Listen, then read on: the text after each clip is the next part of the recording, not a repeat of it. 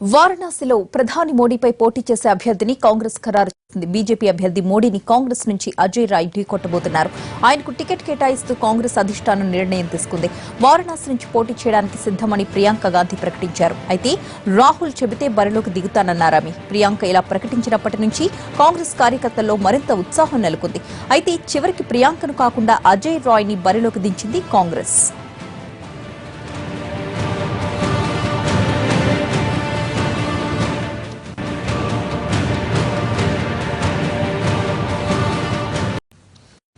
వారణాసిలో ప్రధాని మోడీపై పోటీ చేసే అభ్యర్థిని కాంగ్రెస్ ఖరారు చేసింది. బీజేపీ అభ్యర్థి మోడీని కాంగ్రెస్ నుంచి అజయ్ రాయ్ ఢీకొట్టబోతున్నారు.